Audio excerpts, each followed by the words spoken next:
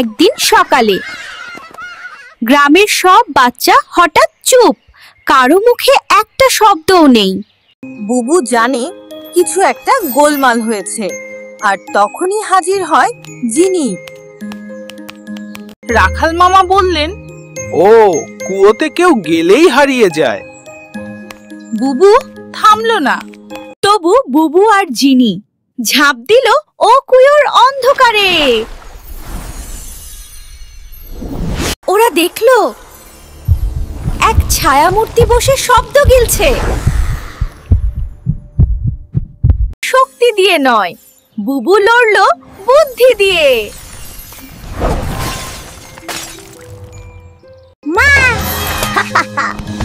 যেই মাত্র শব্দচোর হেরে গেল, গ্রামের আকাশে শব্দ উঠতে শুরু করলো। বুবু বলল, শব্দ হারালে শুধু কথা নয়, সম্পর্কও হারায়, তাই যত্ন করে কথা বলো। এই ছিল বুবু আর জিনির আজকের অভিযান। তুমি কি চাও ওদের আরেকটা রহস্য ভেদ করতে দেখতে?